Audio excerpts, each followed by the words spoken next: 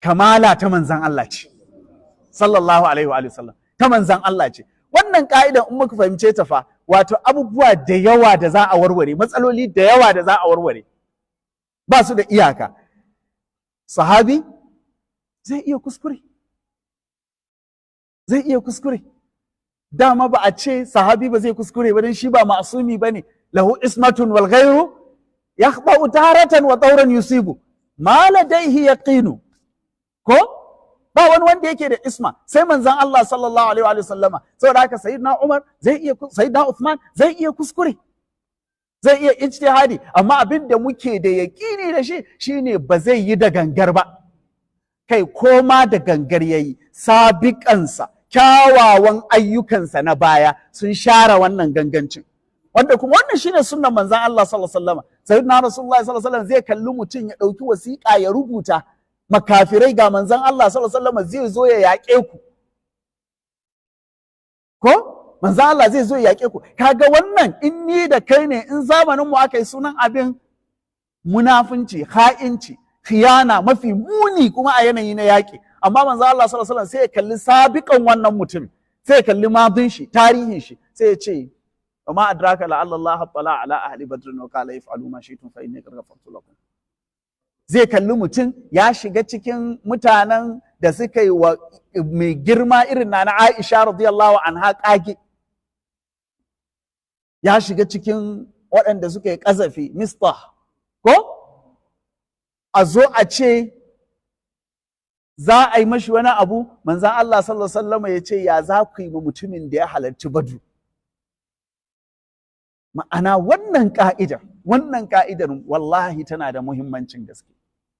Wato mu zama akwai mutane sukan wuce kamfara a wajenmu, mu rika tuna tarin alkhairansu, muna rusa kurakuransu na baya da tarin watan nayin sababbi da tarin alkhairansu da suka gabata.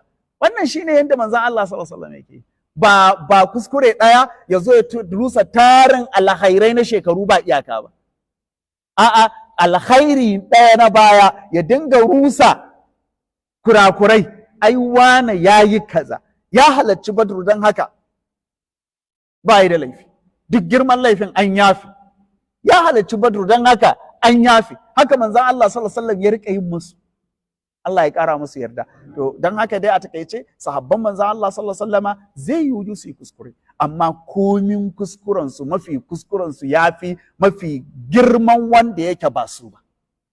Wannan ka'ida ta farko. Ka'ida ta biyu, kada mu'amalan mu da nusus da suke zuwa daga sahabbai da da ayyukansu da aqwal ɗinsu ya zama mu'amala irin wanda muke yi da abin da manzan Allah sallallahu alaihi wasallam yayi ko ya faɗa. Manzan Allah sallallahu alaihi wasallama masumi ne, amma sahabi zai iya fassara ya zama da kuskure. Ban san ko an fahimci, yake na ce ina son in yi muhadara akan wannan mas'ala, ban san ko an fahimci me nake so in ce ba.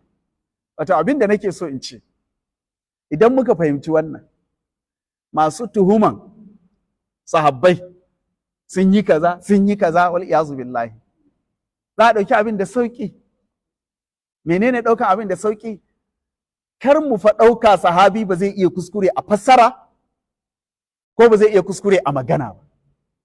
Saboda su ma masu ƙoƙarin karewa bil hadidi wan nar, a koyaya su kora kowane irin kuskure. Allah ya saka musu da alkhairi, yawanci ana yi saboda ginawa akan kyakkyawan zato, amma su ma su gane cewa sahabi fa ba ma'sumi bane.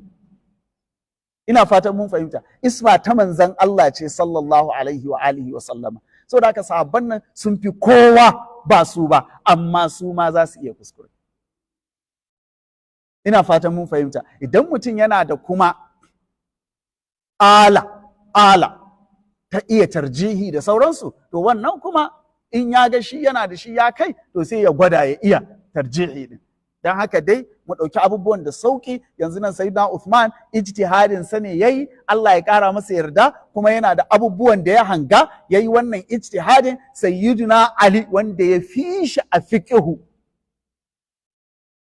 ya saba masa, yace kuma shi ba zai yi ba, duk da shugaba ne. A ƙa'idan shugaba in ya zo da abu akan maslahan al'umma ya kamata a yi masa biyayya ko to amma sayyidina Ali sai ya ga cewa wannan abin ya yi karo da wani abu da manzon Allah sallallahu alaihi wasallam ya bari, kuma wannan maslahan ba wata maslaha da ta yi buƙaci sai an yi wannan abin a ijtihadin sa, danawa maslaha ne ai maslahan nan kuma sai an yi duba waƙi'i, an duba nusus, an duba abubuwa, sannan a ga to shin akwai dalilin da zai sa ai wannan ijtihadi. To sayyidina Ali kuma ba mu kokonto cikin matsayinsa a cikin ijtihadi, dan haka shi bai ga wannan maslahan da sayyidina Uthman ya gani ba, dan haka ya ce ba zai bar abin da manzon Allah sallallahu alaihi wasallam yayi kuma ya aje shi akai ba, amma kuma bai tilasta kowa shi ma sai yayi ba, amma dai shi ga abin da zai yi.